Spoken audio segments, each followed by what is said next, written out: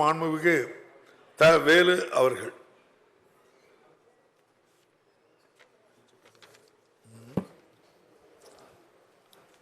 எங்கள் வாழ்வும் எங்கள் வளமும் மங்காத தமிழ் என்று சங்கே முழங்கு என்ற முழக்கத்துடன் மாண்புமிகு பேரவைத் தலைவர் அவர்களுக்கு வணக்கம்.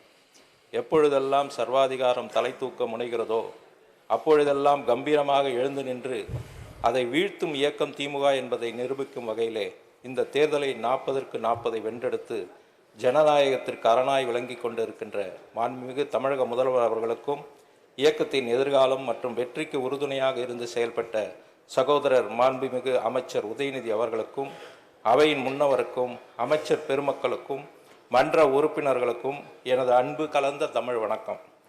தமிழர்களின் நெஞ்சங்களிலெல்லாம் தமிழாய் நிறைந்திருக்கின்ற கலைஞரின் நூற்றாண்டு நிறைவு நாள் ஆண்டில் தமிழை பற்றி இந்த அவையிலே பேச வேண்டும் என்று சொன்னேன்.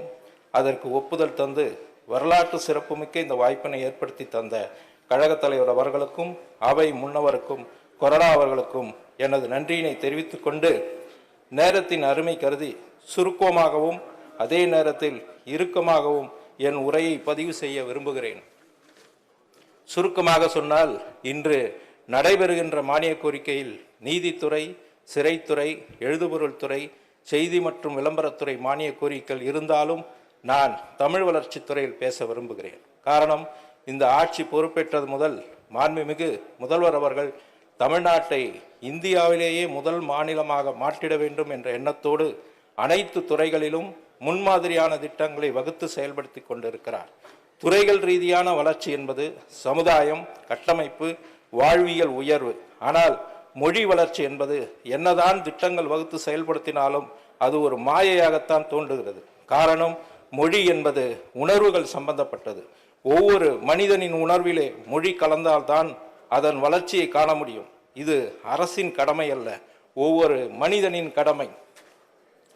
தமிழ் வளர்ச்சித்துறை தமிழுக்கு மிகப்பெரிய வெளிச்சமாக இருந்தாலும் விளக்கிற்கு ஒரு தூண்டுகோலாய் சில ஆலோசனைகளை நான் இங்கே முன்வைக்கிறேன். இந்த விஞ்ஞான உலகத்தில் வரும் தலைமுறைகள் எல்லாம் செயற்கை நுண்ணறிவு, ஆர்டிஃபிஷியல் இன்டெலிஜென்ஸ் தளத்தை நோக்கி செல்கிறது. நாம் கடந்த காலங்களில் தமிழ் மொழி வரலாறை பற்றி சந்தேகங்கள் எழும்பொழுது தமிழ் அறிஞர்களையும் புத்தகங்களையும் நாடினோம். ஆனால் இந்த நிலை மாறி தற்போது செயற்கை நுண்ணறிவு தளம் மூலம் பெறும் நிலை உருவாகி இருக்கிறது. ஆகவே இந்த தளத்தில் தமிழின் தொன்மை மாறாமல், வரலாறு மாறாமல் இருக்க கண்காணிப்பு குழு அமைத்து கண்காணிக்க வேண்டும். காரணம், இது செயற்கை நுண்ணறிவு. இயற்கை நுண்ணறிவாக இருந்தால் பரவாயில்ல, செயற்கை நுண்ணறிவு என்பது நம்ம ரொம்ப உஷாராக இருக்கணும். தமிழ்நாட்டில் எந்த பள்ளியாக இருந்தாலும் தமிழ்நாட்டில் இருந்தால் தமிழ் கட்டாயம் என்பதை உறுதிப்படுத்த வேண்டும். தமிழ்நாட்டில் அரசு துறையில் உள்ள தமிழ் அறிவிப்பு பலகை போல் தமிழ்நாட்டில் செயல்படும் எந்த ஒரு நிறுவனமாக இருந்தாலும் இதை பின்பற்ற வேண்டும் என்பதை உறுதிப்படுத்தி கண்காணிக்க வேண்டும். ஏன்னா இன்றைக்கு பேங்க்ல போனாலும் சரி, ஐடி பார்க்கில் போனாலும் சரி, தமிழ் பலகைகள் எங்கேயும் இல்லை. அதை நாம் கண்காணிக்க வேண்டும். தமிழ்நாட்டின் எல்லை நுழைவாயிலே திருவள்ளுவர் சிலை அமைத்து தமிழ்நாட்டின் உள்ளே வரும்பொழுது தமிழினத்தின் அடையாளம் திருவள்ளுவர் வரவேற்க வேண்டும். அதே போல மயிலாப்பூரிலே பிறந்து வளர்ந்து தமிழறிஞர் பாவேந்தர் பாரதிதாசனால் பாராட்டு பெற்ற திரு மயிலை சீனி வேங்கடசாமி அவர்களின் திருவுருவ சிலையை தமிழ் வளர்ச்சித்துறை நிறுவிட வேண்டும் என்று கேட்டுக்கொள்கிறேன். அதே போல பள்ளி பருவத்திலே மாணவர்களை அகழ்வாராய்ச்சி மற்றும் அருங்காட்சியகம் நடைபெறும் இடங்களுக்கு சுற்றுலா அழைத்து சென்று வரலாற்றை நினைவூட்ட வேண்டும். குறிப்பாக இன்று காலை பள்ளிக்கல்வித்துறை அமைச்சர் தொல்லியல் துறைக்கு ஆசிரியர்களுக்கு பயிற்சிகளை அளிப்பதற்கு நிதியும் ஒதுக்கியிருக்கிறார். இந்த நேரத்திலே நான் நன்றியை தெரிவித்துக் கொள்கிறேன். மாண்புமிகு பேரவைத் தலைவர்களே, நான் இந்த மன்றத்திலே பேசும்போதெல்லாம் முத்தமிழ் அறிஞருக்கு கடலின் நடுவே சிலை வைக்க கேட்கவில்லை. கடலின் நடுவே தமிழினத்தின் அடையாளமாக குமரியில் வானுயர திருவள்ளுவர் சிலை அமைத்த தலைவருக்காக கேட்கிறேன். அங்கே ஒரு கலைஞருக்கு சிலை அமைக்க வேண்டும். காரணம், உலகம் உள்ளவரை அங்கே திருவள்ளுவர் இருப்பார், திருவள்ளுவர் உள்ளவரை அங்கே முத்தமிழறிஞர் கலைஞர் இருப்பார்.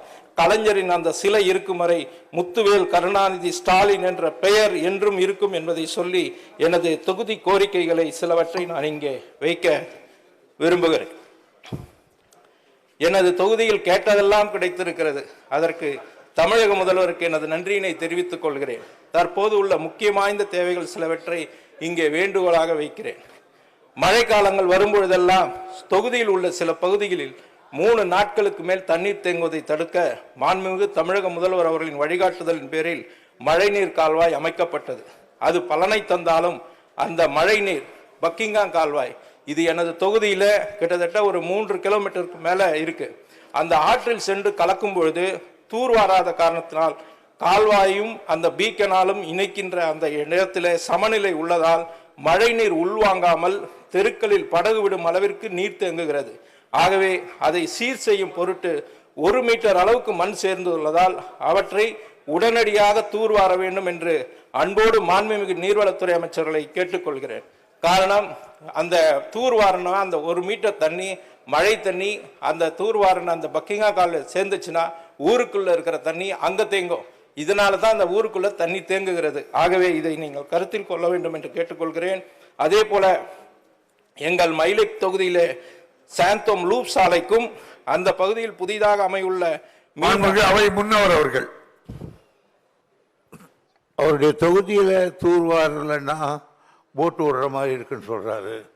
இதை நீ முதல்ல சொல்லியிருந்தீங்கன்னா நான் தூர்வாரி அங்கே கார் போகிற மாதிரி பண்ணியிருப்பேன். நானே முருகன், நீயோ வேலு, என் கையில் இருக்கிற வேலு செய்யாமல் இருப்பனா? மாண்புமிகு உறுப்பினர் வேலு. நன்றி நன்றி. சாந்தோம் லூப் சாலைக்கும் அந்த பகுதியில் புதிதாக அமையுள்ள மீன் அங்காடிக்கும் முத்தமிழறிஞர் கலைஞரின் பெயரை சூட்ட வேண்டும் என்றும் அந்த பகுதியில் உள்ள மீனவர்களின் வேண்டுகோளை ஏற்று சிங்காரவேலர் சிலையை நொச்சிக்குப்பம் மீனவர்கள் வாழும் பகுதியில் அமைக்கவும் ஆவணம் செய்ய வேண்டும். அதே போல மெரினா கடற்கரை முதல் பட்டினம்பாக்கம் வரை உள்ள அனைத்து சமுதாய ஏழை மக்களின் வாழ்வாதாரத்தை கருத்தில் கொண்டு அவர்களுக்கு ஒதுக்கும் வீடுகளுக்கு 1.5 லட்சம் ரூபாய் நிர்ணயித்து மாத தவணை வழங்க வேண்டும் என்று அன்போடு கேட்டுக்கொள்கிறேன். அது மட்டுமல்ல, கோயில்கள் நிறைந்த இந்த மயிலை தொகுதியில கோயில் வீடுகளின் வாடகை நிர்ணய தொகையை குறைத்து ஏழையின் சிரிப்பில் இறைவனை காண வேண்டும் என்பதை உறுதிப்படுத்த வேண்டும்.